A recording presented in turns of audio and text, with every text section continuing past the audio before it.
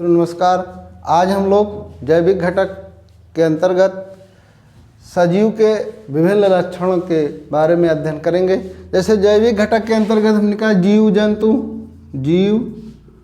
जीव जंतु पौधे मानव आदि आते हैं। इनको हम कहते हैं, इनको हम सजीव के अंतर्गत रखते हैं। सजीव निर्जीव किस रूप में भिन्न है, इसी के बारे में आज अध्ययन करना है। यानी कि सजीव के कुछ लक्षण होते हैं और यही लक्षण इनको निर्जीव से अलग करते हैं। सजीव के कुछ लक्षण हैं और यही लक्षण क्या करते हैं, इनको निर्जीव से अलग करते हैं। निर्जीव से अलग करते हैं तो वो कौन कौन से लक्षण हैं जो इन्हें निर्जीव से अलग करते हैं। जैसे पहले श्वसन है। श्वसन, सभी सजीव क्या करते हैं, श्वसन की क्रिया करते हैं। जैसे अगर हम पौधों के श्वसन की बात करें, पौधे क्या करते हैं, दो क्रिया करते हैं। एक को हम कहते हैं प्रकाश संश्लेषण और श्वसन।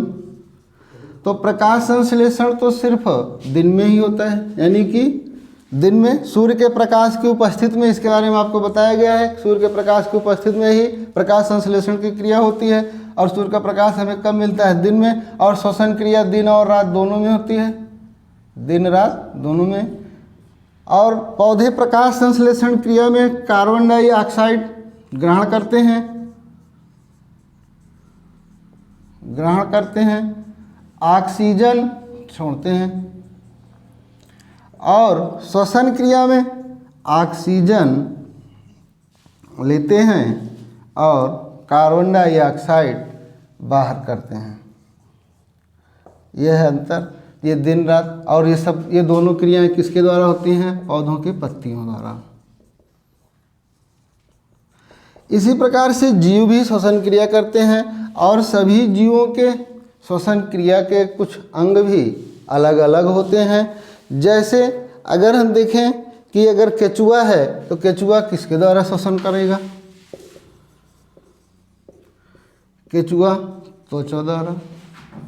मानव है या मनुष्य, मानव, गाय आदि किसके द्वारा करते हैं, फेफड़े द्वारा।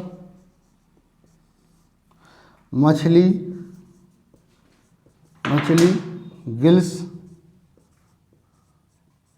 गिल्स द्वारा श्वसन क्रिया। मेढक भी है, मेढक किसके द्वारा, त्वचा द्वारा। मेढक त्वचा द्वारा। तो ये श्वसन क्रिया के क्या हैं, सभी जीवों के अलग अलग अंग हैं। जैसे कि मेढक है, मेढक त्वचा द्वारा भी करता है, मेढक फेफड़े द्वारा भी करता है। जैसे मनुष्य फेफड़े द्वारा, या गाय है वो भी किसके द्वारा, फेफड़े द्वारा। केचुआ किसके द्वारा, त्वचा द्वारा। मछली गिल्स द्वारा। इसी प्रकार से जंतु भी क्या करते हैं, श्वसन क्रिया करते हैं। और श्वसन क्रिया में जंतु क्या करते हैं, ऑक्सीजन लेते हैं और कार्बन डाइऑक्साइड बाहर करते हैं। इस संपूर्ण यानी प्रकृति में कार्बन डाइऑक्साइड और ऑक्सीजन का संतुलन बनाए रखने का कार्य कौन करते हैं, पौधे करते हैं। आगे हम देखते हैं कि सभी सजीवों में एक गुण होता है, यानी कि सजीवों में उद्दीपन और अनुक्रिया होती रहती है। जैसे उद्दीपन क्या है, जैसे कि अगर कोई परिवर्तन हो रहा है तो परिवर्तन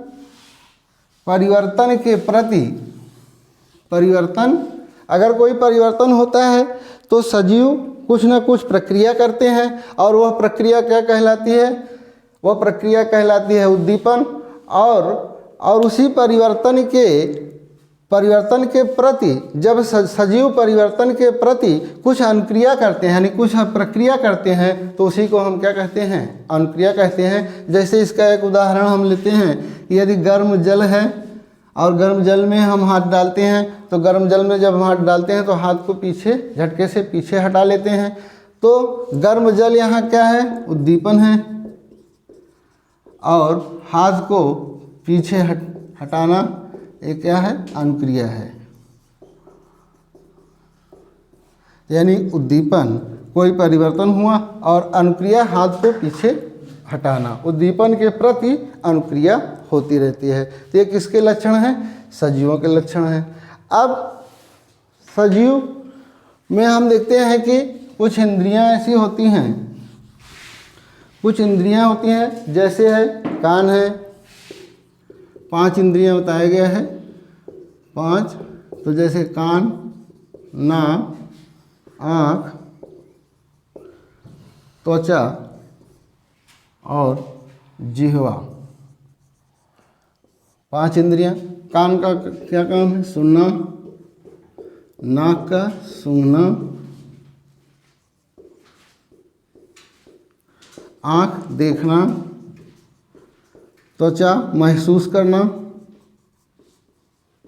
और जीवा स्वाद से संबंधित, यानी भोजन का स्वाद। सभी सजीव क्या करते हैं? सभी सजीव के वृद्धि और विकास के लिए उनको क्या जरूरत होती है? भोजन की आवश्यकता होती है। तो जैसे कुछ जीव ऐसे होते हैं, जैसे एक मेढक है, मेढक और छिपकली है। मेढक और छिपकली जिह्वा द्वारा भोजन ग्रहण करते हैं, भोजन ग्रहण करते हैं। जिह्वा द्वारा भोजन कौन जीव? मेढक और छिपकली, जो जिह्वा द्वारा भोजन ग्रहण करते हैं। और ये जिह्वा पर छोटे छोटे स्वादांकुर पाए जाते हैं, और उन्हीं स्वादांकुर के कारण भोजन हमें खट्टा, मीठा और तीखा का अनुभव कराता है। किसके द्वारा? जिह्वा पर पाई जाती हैं स्वाद कलिकाएँ। कानों के बारे में बताया गया, कुछ जीव ऐसे होते हैं, कुछ जीव ऐसे होते हैं जिनकी त्वचा पर बाल होते हैं और कान दिखाई देते हैं। ऐसे जीव क्या करते हैं? बच्चे को जन्म देते हैं, बच्चे को जन्म देते हैं। और जब कुछ जीव ऐसे होते हैं जिनकी त्वचा पर बाल नहीं होते, कान दिखाई नहीं देते, ऐसे जीव क्या करते हैं? अंडे देते हैं। यानी जिनकी त्वचा पर क्या हो? बाल ना हो और कान दिखाई ना दें, ऐसे जीव क्या करते हैं? अंडे देते हैं।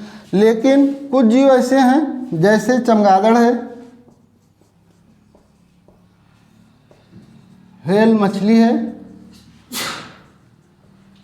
चमगादड़ है, व्हेल मछली है, ये क्या करते हैं? बच्चे को जन्म देते हैं, और स्तन द्वारा दूध पिलाते हैं, इसलिए इनको क्या कहा जाता है? स्तनपायी जीव कहा जाता है। ये है कान।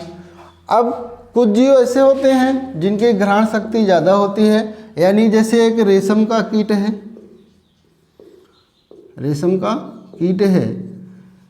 रेशम कीट का जो नर कीट होता है, नर कीट, वो मादा की गंध को लगभग काफ़ी दूर, या लगभग हम कह लें 1 किलोमीटर की दूरी से ही वो क्या कर लेता है? पहचान लेता है। कौन? रेशम का कीट। अब जैसे मच्छर है, मच्छर भी कीट है, तो मच्छर क्या करता है? मानव को रात के अंधेरे में भी पहचान लेता है, उसके पास पहुंचता है। किसके द्वारा? मुख्य रूप से ये त्वचा की गंध और पैर के तलवे, मुख्य रूप से पैर के तलवे और त्वचा की गंध द्वारा ये क्या करता है? मुख्य ये है पैर के तलवे और त्वचा की गंध द्वारा मच्छर क्या करता है? मानो अंधेरे में भी है तो उसको मच्छर क्या कर लेता है? पहचान लेता है। इसी प्रकार के कुछ ऐसे जीव होते हैं जिनकी घ्राण शक्ति अधिक होती है, सूंघने की क्षमता, जैसे कुत्ता है, बाघ है, कुत्ता है।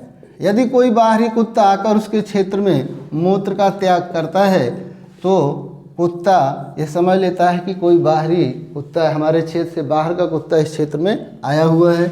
इसी प्रकार से बाघ है, बाघ के बारे में बताया गया कि जब ये जंगलों में चलता है तो मूत्र का विसर्जन करता है, यानी मूत्र त्यागता रहता है, और जब वो दूसरे क्षेत्र में पहुंचता है तो उस गंध द्वारा ये पहचान लेता है कि अब हम दूसरे क्षेत्र में आए हैं या यहाँ से दूसरा क्षेत्र शुरू हो रहा है। तो इसकी इच्छा पर निर्भर करता है कि बाघ आगे जाए या न जाए। अब बाघ के बारे में दूसरा है कि बाघ में जो रात में देखने की जो क्षमता होती है, देखने की क्षमता रात्रि में मानव से 6 गुना अधिक होती है, 6 गुना अधिक होती है। इसी प्रकार से 6 गुना अधिक बाघ रात में क्या करता है, मानव से देख सकता है। इसी प्रकार से सुनने की क्षमता भी इसमें होती है कि जब बाघ में पत्तियों की सरसराहट और झाड़ियों में छिपे हुए जीवों की सरसराहट को या झाड़ियों में छिपे हुए जीवों की आवाज़ को बाघ अच्छे से समझ लेता है, क्योंकि बाघ का जो कान होता है वो बाघ अपने कान को घुमा सकता है। यानी सबसे ज़्यादा अपने कान को घुमाने की क्षमता किसमें है, बाघ के अंदर है। क्योंकि बाघ अपने कान को कई दिशा में क्या करता है, घुमा सकता है। तो यहाँ पर ध्यान रखिएगा, क्योंकि इस तरह के प्रश्न आते रहते हैं। अब हम चलते हैं जैसे पक्षियों में आपको बताया भी गया है कि मैना झटके से अपने सर को क्या करती है, घुमाती है। लेकिन सबसे अधिक अपने सर को कौन घुमाता है, तो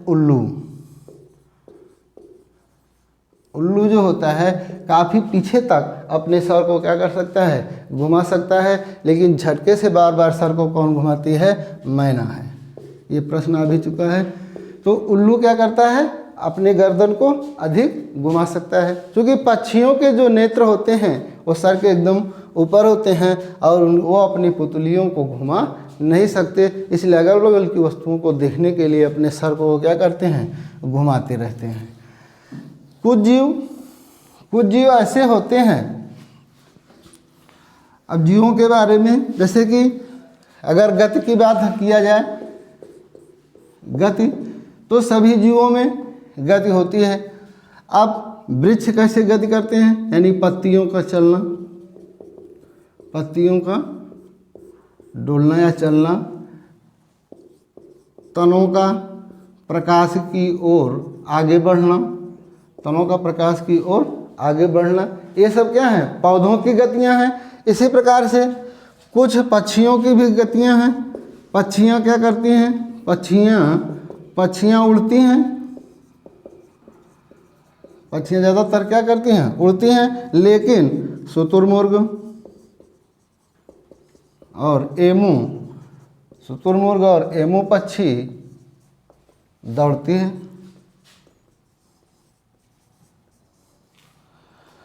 कुछ जीव ऐसे होते हैं जो चलते भी हैं, उड़ते भी हैं। कुछ जीव ऐसे हैं, कुछ जीव हैं जो चलते भी हैं, उड़ते भी हैं। ऐसा जीव होता है काकरोच। काकरोच क्या करता है, उड़ता भी है और सतह पर चलता भी है। कुछ ऐसे जीव हैं जो रेंगते हैं, जैसे सांप है। सर्प क्या करता है, रेंगता है। केचुआ क्या करता है, रेंगता है। रेंगते किसके वजह से हैं, वलय के द्वारा।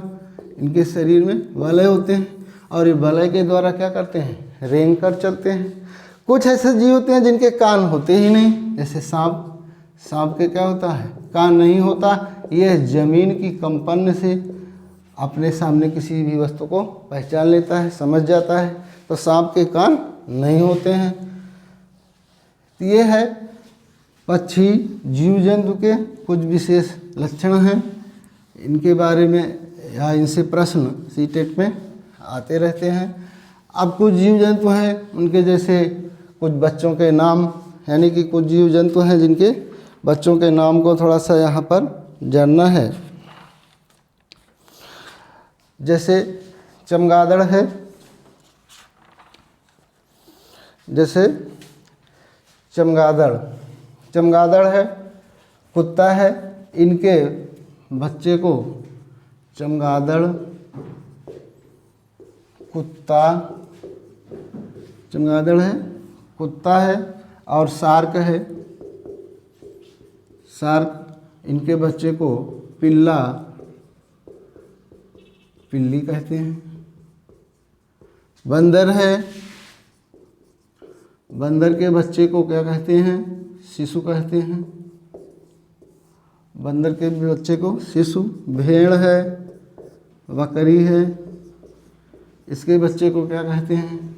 मेमना कहते हैं। भेड़ और बच्चे। घोड़ा है, जेबरा है, घोड़ा और जेबरा। बछेड़ा और बछेड़ी कहते हैं, बछेड़ा और बछेड़ी कहते हैं। मेढक है, मेढक के बच्चे को टेडपोल कहते हैं, मेढक के बच्चे को टेडपोल कहते हैं। भालू है, शेर है, इसके बच्चे को शावक कहते हैं, शावक। कंगारू है, कंगारू, इसके बच्चे को जोई कहते हैं। खरगोश है, खरगोश, खरगोश का बच्चा बन्नी, खरगोश है, अगर इसका बच्चे तो क्या कहलाएगा? उसको क्या कहते हैं? बन्नी कहते हैं। तो ये विभिन्न जंतु हैं जिनके बच्चों के नाम हैं। और यहाँ पर थोड़ा सा एक जीव के बारे में और है सलाथ। सलाथ एक भालू जैसे दिखने वाला जीव है, सलाथ भालू जैसे दिखने वाला जीव है और ये पेड़ के तनों पर लटका रहता है। भालू जैसे दिखने वाला जीव जिसे क्या कहते हैं? सलाथ कहते हैं। लेकिन ये उल्टा पेड़ के तनों से या शाखाओं से क्या रहता है? लगभग 17 घंटे तक क्या करता है? लटका रहता है। और इतने घंटे तक लटका का मतलब सोता भी है। उसी पेड़, जिस पेड़ पर ये लटका रहता है उसी पेड़ की पत्तियों को खाता है और जब पत्तियां उस वृक्ष के या पेड़ के समाप्त हो जाती हैं तो दूसरे वृक्ष पर जाता है। लगभग 40 वर्ष ये जीवित रहता है और उस 40 वर्ष के दौरान 8 पेड़ तक ये पहुंच पाता है। यानी पेड़ की पत्तियों को खाने वाला जीव क्या है? सलाथ है, जो उनकी शाखाओं से उल्टा लटका रहता है। ये किस तरह दिखाई देता है? भालू जैसे दिखाई देता है और लगभग 17 घंटे तक लटकता है और सप्ताह में एक बार यानी 7 दिन बाद ये क्या करता है? नीचे उतरता है और मूत्र का या मलमूत्र का विसर्जन करता है। ये सलाथ जीव है। बाकी ये बच्चों के नाम हैं, आगे हम अगले वीडियो में देखेंगे।